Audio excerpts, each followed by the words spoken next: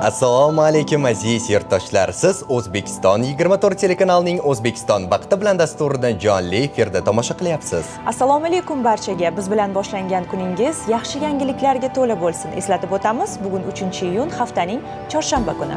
Alina, bilasizmi, ba'zan bir kitob butun bir davrni, bir qo'lyozma esa butun bir xalqning tafakkur tarixini o'zida saqlashi mumkin. Albatta, juda ham to'g'ri aytdingiz. Ayniqsa Al-Xorazmiy, Beruniy, Ibn Sino kabi allomalar merosiga ega xalq uchun kitob bu milliy xotira, madaniy meros, kelajak uchun esa yo'l yorituvchi mayoqdir. Ha, bugun Toshkentda ana shu xotirani asrash, o'rganish va jahon hamjamiyatiga yetkazish maqsadida zamonaviy maskan shakllanmoqda. Gap O'zbekistondagi Islom sivilizatsiyasi kutubxonasi haqida bormoqda. Bu kutubxona bir vaqtning o'zida 300 nafarga yaqin kitobxon uchun xizmat ko'rsatadi. Fonda esa 3000 bosma kitob sig'imiga ega. Yana bir e'tiborli jihati, bu yerda millionlab elektron resurslardan foydalanish imkoniyati ham yaratilmoqda. Islom sivilizatsiyasi markazi taqdim etayotgan imkoniyatlar va noyob ekzemplyarlar haqida biz navbatdagi lavhada batafsil bilib olishimiz mumkin. Birgalikda tomosha qilamiz. Marhamat. Zaminimiz azaldan olimlar yurti hisoblanadi. Al-Xorazmiy, Beruniy, Ibn Sino kabi mutafakkirlarimiz jahon tamadduniga o'z hissasini qo'shgan bo'lsa, bugungi vazifa ularga munosib avlodni tarbiyalash.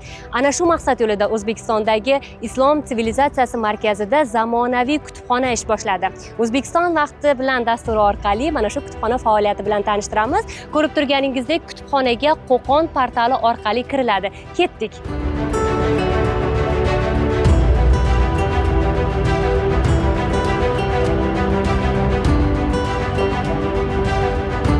Assalomu alaykum.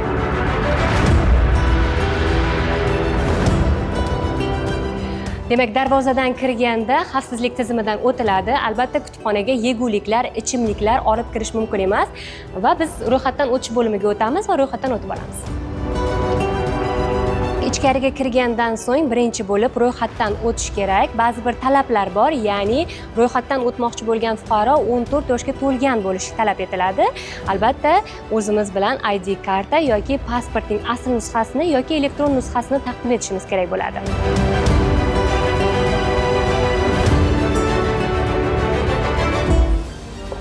Assalomu alaykum. Demak, sizga elektron tartibda ham taqdim qilsa bo'ladi. Rahmat.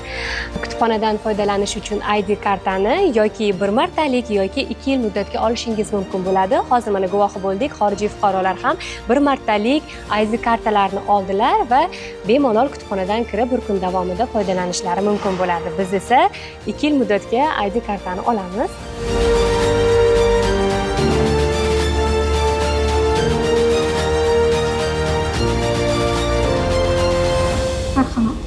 Rahmat. Demak, mana bor yo'g'i 2 daqiqa kutdik. Mana bunday ID kartamiz tayyor bo'ldi. Endi kutubxonadan bemalol foydalanishimiz mumkin. Islom sivilizatsiyasi markazining zamonaviy kutubxonasi mana 2-qavatda joylashgan. Ichkariga kiramiz. Bizga berilgan ma'lumotlarga ko'ra, bu kutubxona bir vaqtning o'zida 300 kitobxonga xizmat ko'rsatishi mumkin. Bu yerda qanday kitoblar mavjud va qanday tartibda foydalanish kerak, bu ma'lumotlarga javob berish uchun bizga Mavlud opa demak hamrohlik qiladilar. Assalomu alaykum. Assalomu alaykum. Xush kelibsizlar. Rahmat. Mavlud opa, mana biz ID kartani oldik. Endi tartibi qanday bo'ladi? Qanday foydalanamiz? Tabriklayman. Siz ham markaz kutubxonasiga a'zolikni birinchi bosqichidan o'tdingiz. Va kirib kelganimizda ro'yxatdan o'tkazish joyimiz joylashgan. U yerda qizlarimiz o'tirishadi va bu kartangizni 1-2 daqiqani o'zida faollashtirib berishadi. Bu faollashtirilgan kartochkalar orqali siz mana kutubxonadagi zamonaviy qurilmalardan foydalanish imkoniyatini olasiz va shu bilan birga elektron resurslardan foydalanish uchun imkoniyatiga ega bo'lasiz. Marhamat. Bu o'quv zalidan soat nechaga qadar foydalanishimiz mumkin? Markaz o'quv zalidan har kuni haftada 5 marotaba 9 dan 10 gacha bemalol foydalanish mumkin.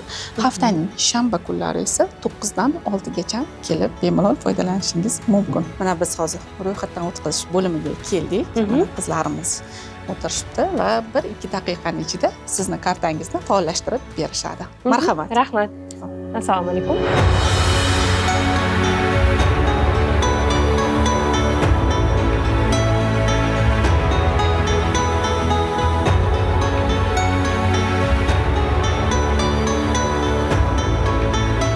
ID kartani faollashtirib oldik.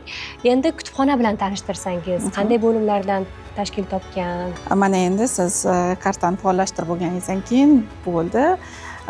Bemalol kutubxonaga kelib, xohlasangiz o'sha texnikalardan foydalanib qolsangiz, mana ochiq fontdan bemalol kitoblar olib, o'qib, mutolaa qilishingiz mumkin. Asosiy kirib kelish eshigining chap tarafida bizning media zonamiz joylashgan. O'sha kompyuter zonalar, kompyuterdagi ishlari, o'sha bir ma'lumotlar olmoqchi bo'lsa, bemalol o'tirib foydalanishi mumkin. Albatta, bu maskanga kelgan xorijlik mehmon bo'ladimi, yosh o'quvchi bo'ladimi, domla tadqiqotchi bo'ladimi, albatta hayratini yashira olmayapti, chunki o'zgacha bino va bu tashabbuslar uchun albatta hurmatli prezidentimizga o'z minnatdorchiligimizni bildirishimiz kerak. Mana shunday sharoitlar yaratib berayotganlari uchun 22-may kuni ham milliy kitobxonlik harakatiga start berdilar maktab o'quvchilari orasida va g'olibga $50,000 va'da qilinyapti. Bunday tashabbuslarni biror bir boshqa davlatda ko'rmaymiz. Kitob fondi haqida ham ma'lumot bersangiz, bu yerda qanday mazmundagi kitoblarni uchratishimiz mumkin? Foydalanish tartibi qanday?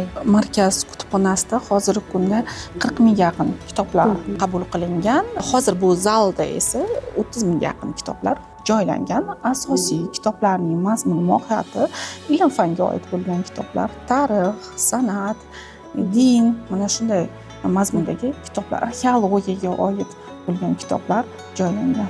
Media zonani yonida mana ko'rib turganingizdek, o'sha mashhur olimimiz Edith Viladzening shaxsiy kutubxonalaridan olingan, hadya qilingan kitoblar, ilm, fan, arxeologiyaga oid mana 4 mingdan oshiq kitoblar bor. Bugungi kunda kutubxona fondida 40 mingdan ortiq bosma nashrlar, 3 mingdan ziyod nodir qo'lyozma va tosh bosma manbalar saqlanmoqda. Foydalanuvchilar mahalliy va xalqaro elektron ma'lumotlar bazalari orqali 10 milliondan ortiq raqamli resurslardan foydalanish imkoniyatiga ega. Kutubxona Germaniya, Buyuk Britaniya, Finlyandiya, Koreya va Xitoy kabi davlatlardan keltirilgan 20 dan ortiq turdagi zamonaviy texnik vositalar bilan jihozlangan. Bu esa kitobxonlar uchun qulay, innovatsion va samarali bilim muhitini yaratishga xizmat qiladi. Markaz kutubxonasida hozircha 20 ga yaqin xodim ishlayotgan bo'lsak, ulardan 70% yoshlar jalb qilingan. Ular asosan xizmat ko'rsatishda faollik, jonbozlik ko'rsatishyapti va shu bilan birga yangi Finlyandiya mahsulot bo'lgan Koxa dasturi joriy qilingan va bu dasturga kitoblarni joylab borishyapti.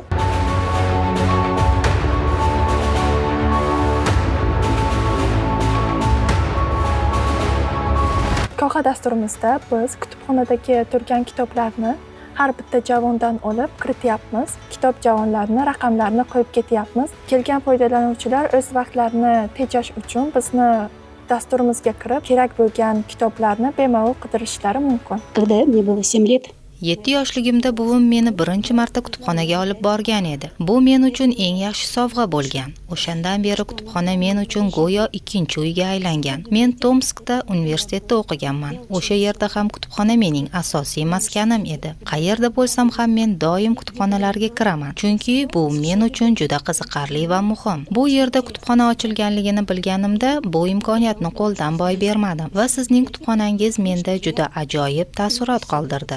Avvalo, u juda qulay va zamonaviy tarzda tashkil etilgan. O'quvchilar uchun juda ko'p imkoniyatlar yaratilgan. Hatto boshqa kutubxonalarda deyarli uchramaydigan noyob sharoitlar ham bor. Men Chexiya, Shvetsiya, Qozon va Rossiyadagi kutubxonalarga ham borganman. Ko'plab kutubxonalarni ko'rgan inson sifatida shuni bemalol ayta olamanki, bunday darajadagi kutubxonani birinchi marta ko'ryapman.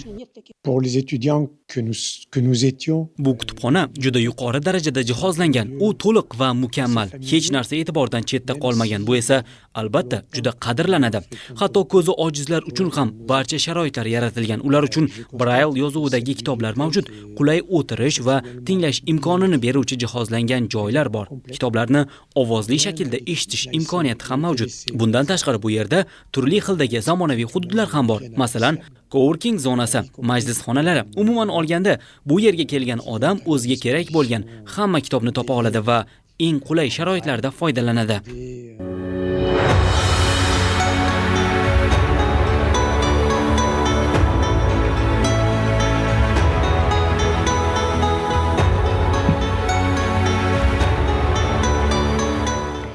Ko'rib turganingizdek, bu yerda bir qancha innovatsion yechimlar mavjud.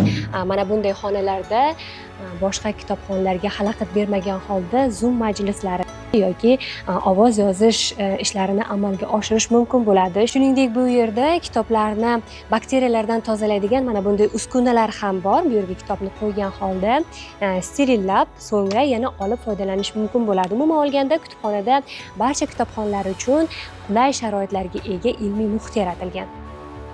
Kutubxonaning yana bir muhim jihati uning mukammal inkluzivligi. Bu yerda ko'rish qobiliyati cheklangan insonlar uchun ham maxsus jihozlangan alohida xona tashkil etilgan.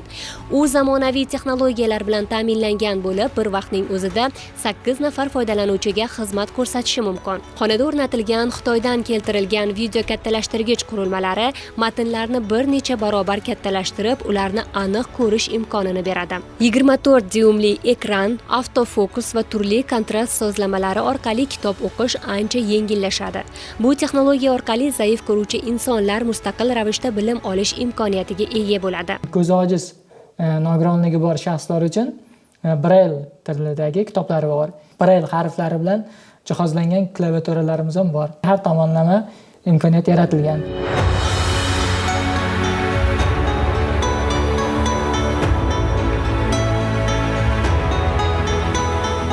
Markaz kutubxonasida foydalanuvchilar uchun ilmiy va xorijiy adabiyotlar zallari, olimlar xonasi, alohida ishlash joylari, coworking hududi, imkoniyati cheklangan shaxslar uchun mo'ljallangan maxsus xona va ochiq havoda mutolaa qilish imkonini beruvchi yashil maydon tashkil etilgan.